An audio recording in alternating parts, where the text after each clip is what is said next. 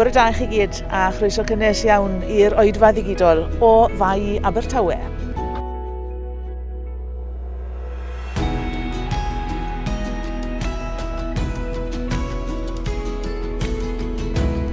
Sut mae'r 6 mis diwetha wedi bod i chi? Sut brofiad wedi bod pam ni wedi bod dan glo tu nôl i ddrysau caeedig am mor hir? A beth ych chi'n ddisgwyl mlaen i? Nawr, gyda'r amser yn dod, lle ni'n lled ail agor drysau'r capel, yn anffodus, ni wedi clywed efallai na bydd modd gwneud hynny. Ond gadewch i ni bido a digoloni, gadewch i ni edrych yn obeithiol tuag at y dyfodol. Ni'n meddwl am nifer o bobl sydd wedi bod dan glo yn ystod ei bywyd. Daw i'n feddwl rhywun fel John Bunyan a fi yn y carchar am flynyddoedd mawr, a tra yno bydd o ysgrifennu'n helaeth iawn. Un o'r pethau ni'n cofio ac sydd fwyaf adnabyddus i ni yw taith y pererin. Ac os nad i ni yn llythrenol wedi medru mynd ar daith yn ystod y 6 mis diwetha, yn sicr yn dydym wedi mynd ar daith ysbrydol. Un arall a ddaw i'n meddwl i sydd wedi mynd ar nifer o deithiau a teithiau ysbrydol mawr oedd Paul, yr apostol Paul. Fe wyddom iddo ynta i fod yn y carchar ar nifer i achlysur. Tra yn y carchar yn Rhufain, y mae yn ysgrifennu ei lythyr at yr eglwys yn Philippi. Mae'n debyg o'r holl epistolau, dyma'r epistol mwyaf llawen ohonynt i gyd, ac mwyaf gobeithiol. Bellach gyfeillion, llawenhewch yn yr arglwydd. Nid yw ysgrifennu'r un pethau atoch yn drafferth i mi, ac i chwi yma'n ddiogelwch. Llawenhewch yn yr arglwydd bob amser. Fe dywedaf eto, llawenhewch. Dyma sut mae Paul yn ein calenogi, y mae'n dweud llawenhewch yn yr arglwydd. Llawenhewch am yr hyn y mae e wedi wneud, am yr hyn mae yn wneud, a'r hyn y mae yn mynd i wneud. Gadewch i ni ddwy'n y geiriau y mae gof sydd yn llyfr yr actau.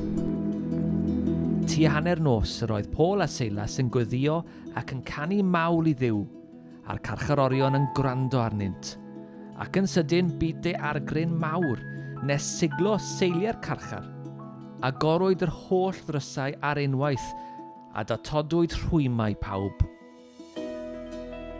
Mewn carchar tywyll di oedd Paul a Silas wedi cael eu harteithio, ond yng nghanol nos, yn oriau tywyll canol nos, y mae'r ddau yn gweddio ac yn canu mawl i Dduw. Pwy ohonom fydde wedi gwneud yr un fath a hwy tybed. Ond pam ni'n cofio am gras a chariad Duw yn Iesu Grist, beth arall allwn ni wneud, ond canu mawl iddo. A mwy na hynny hyd yn oed, rwyf yn dal i gyfrif pob peth yn golled, ar bwys ragoriaeth y profiad o adnabod Crist Iesu fy arglwydd, yr un y collais bob peth o'i herwydd. Rwyf yn cyfrif y gwbl yn sbwriel, mwyn i mi ennill Crist. Cawn yn atgoffa gan Paul hefyd ein bod yn rhan o'r deulu'r ffydd ac mae hynny yn reswm i ni fod yn llawen. Ar ddechrau'r clo, gofynodd sawl un am aelodau i mi beth ni'n mynd i wneud, sut ni'n mynd i gadw cysylltiad yn gilydd. A dyma ni yn gosod rhyw fframwaith i fyny mwyn i ni gael pasio negeseuon i'n gilydd, codi'r ffôn i'n gilydd, cael cyfarfod i Zoom gyda'n gilydd. A'r cyfan wedi gweithio yn ddigon llwyddiannus, a dwi'n siŵr mae'r un peth oedd un hanes eich eglwys chi. Nawr, wrth i ni symud ymlaen, mae rhai yn methu dod yn ôl i'r capel am nifer o resymau ac yn teimlo bod nhw'n dal yn cael eu caethiwo. Gadewch i ni barhau i ddangos yr undod yna. Yr undod na oedd Paul yn credu oedd yn bwysig i'r eglwys yn Philippi. Yr undod yna sy'n wastod yn bwysig i ni fel eglwysi hefyd. Gadewch i ni barhau i ddangos ein concern, oherwydd bod yn llawen yw bod â chonsern dros eraill.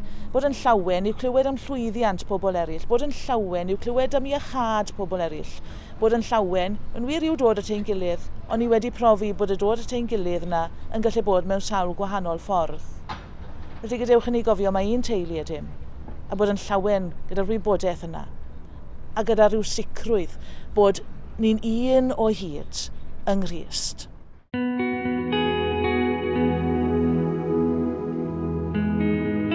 Peidiwch â gwneud dim o gymellion hunanol, nac o ymffrost gwag, ond mewn gostyngeidrwydd bydded i bob un ohonoch gyfri y llall yn deilingach nag ef ei hun. Mae Paul eisiau ni fod yn llawen am y dyfodol. Ond beth mae ein hyfori yn ei gynnig i ni? Does yr un ohono ni'n gwybod, nid oedd Paul yn gwybod beth oedd ei fori ef yn ei gynnig iddo. Oedd ei naill ai yn mynd i gael ei ryddhau o garchar neu ddim yn cael ei ddienyddio. Ond roedd yn sicr o un peth. Beth bynnag byddai'n digwydd, roedd am fod yn dis da i Iesu Grist. Un peth a wyddwn ni hefyd am y fori mae tystion i Iesu Grist fyddwn ni. Sut fath o dystion fyddwn ni? Wel, mae fyny i ni. Fi'n ni am gwyno am yr hyn sydd wedi bod, neu i ni am bortreadu rhyw y llawenydd o adnabod Iesu Grist. Oherwydd mae Crist yn cael ei bortreadu trwy ein gweithredoedd ni. Cafodd Paul ei gael ynogi gan yr eglwys yn Philippi. Gadewch i ni barhau i gael ynogi ein gilydd fel cyd-aelodau o eglwys Iesu Grist.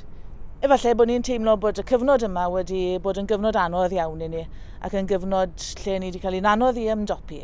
Gadewch i ni gael ein cael ynogi gyda geiriau Paul at yr eglwys yn Philippi, a gadewch i ni barhau i llawenhau yn yr arglwydd.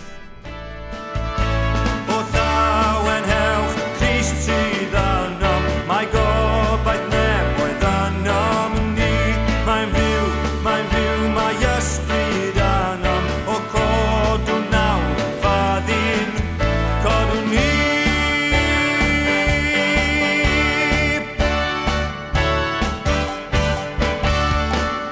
Fe daeth yr amser i ni gerdded drwy'r tîr, fe rydd i ni bob man sethru dan ein traed. Marchoga mewn gogoniant, concrwn wrth ei ddilyn. Fe wel y byd mae'r Crist i'w ef. O llawenhewch Crist sydd ynom, mae gobaith nefoedd ynom ni. Mae'n fyw, mae ysbryd ynom, o codw nawr faddin, codw ni. Ddim ni mor wan, ond mae ei ras yn bopeth i. Llestri o bryd, ond mae'r trysor ynom ni.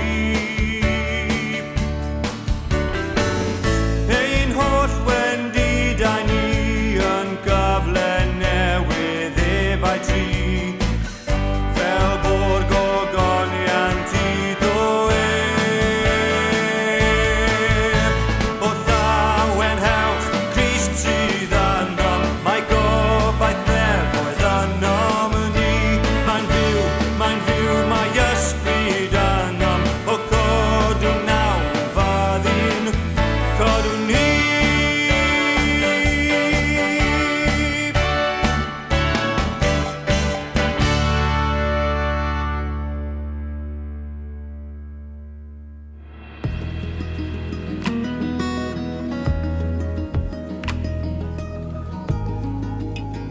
Dyw Cristion, daethom i ganu mawl i ti. Daethom i glywed air sy'n dod â llawenydd i ni. Daethom i ddeall yn ystod y misoedd diwethaf hyn dy fod yn wir yn ddiw sydd gyda ni. Ac oherwydd rwyt wedi ein defnyddio i sicrhau bod yr eglwys yn parhau fod yn gymuned fyw, ac ein bod ni wedi ein clymu yn un yno ti. Diolch am bod yn cael ein huno gan dygariad, ac ni yn diolch mae'r cariad yna sy'n ein codi, sydd yn rhoi gobaith i ni, sy'n rhoi i ni lawenydd. Drwy Iesu Grist ein harglwydd. Amen.